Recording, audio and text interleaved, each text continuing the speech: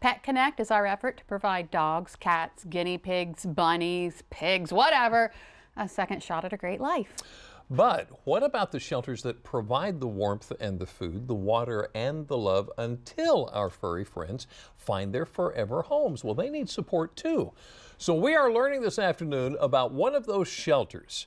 Walt Fenstermacher is the Director of Operations at the Brandywine Valley SPCA in Georgetown. Thank you for joining us. Absolutely. Good and afternoon. Introduce us to your friend. Well, this year we have Oregano. Oregano is looking for a new home at the Brandywine Valley SPCA Georgetown shelter. Can I And help? absolutely. Already fallen in love. Oh, I don't know. Oregano might not be available after this. Hi. Oregano. Yeah. That's an interesting name. Yeah, actually, oregano is part of the spice litter. It came to us with siblings cilantro, thyme, yeah, chamomile.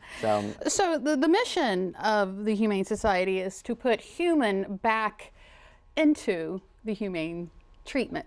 Humane Society treatment. Explain that, yeah. Yeah, so the Brandywine Valley SPCA at our shelters, we really seek to make sure that each animal and each person is being treated with respect, and we try to make the best connections that we can and provide the best resources.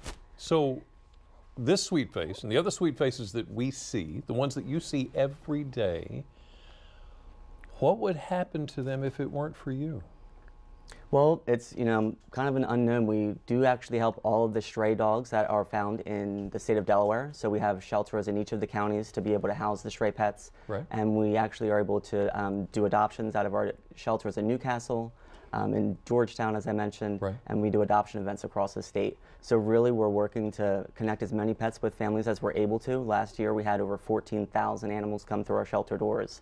And we're making really great progress in the community. But it's really, we want to make those connections and have folks come to our shelters and opt to adopt pets like Oregano here. But while they're at their shelter, you help them a lot, don't Absolutely. you? Yeah, what are we some do. things you do? So we actually, during the day, we build in enrichment into our daily routines for the animals. So instead of just a traditional shelter model where we would just drop a bowl and kind of walk away, we actually do hand feedings with our dogs. We encourage volunteers to do positive reinforcement when they're walking the animals, when they're just generally interacting with them.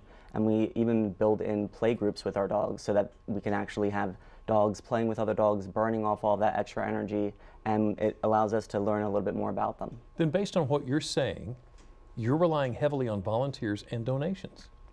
Absolutely. Yeah, so our volunteers outnumber our staff members probably 10 to 1. Oh my. Yeah, so it's really phenomenal to get that type of support. It's absolutely needed for these animals. And of course, as a nonprofit, the donations that folks may make from the community, monetary donations obviously help, pay for the electricity to keep the lights on. Right. And, donations of food help us continue to keep these tummies full. So it's really phenomenal that we are able to get support and always do ask for that from the community. And that's where 2019 Critter Camp comes into play, right? Absolutely. So we do know, again, to continue to connect with the community and educate folks on what's best practices for pet parents, we have to focus on the next generation of pet owners. So we invite the community members to have their kids join us for our Critter Camp, which is a week-long summer camp for kids. We have guest speakers come in that may be folks that deal with exotic animals. We have a canine unit come in to do a demonstration. We have veterinarians that are able to speak to the children. So they're ages 7 to 9 and then also 10 to 12 so that we can actually have fun but also keep it educational so that they're learning about the animals while they're getting to bathe some puppies. And it benefits the Brandywine Valley SPCA. Yeah, the camp fees actually go right back into the shelter to be able to support dogs just like Oregano here. How else can people in Delmarva support your mission? Well, they can actually come in, as I mentioned, to volunteer. They can choose to adopt or donate, and they can see all of those options on our website at bvspca.org. And of course, we have that on our website as well.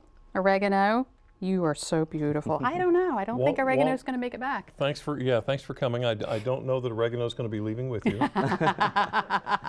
Except we have the rest of the show to do. So yeah, we do have the rest of the show today. to do. Okay. Thank you so much for being here.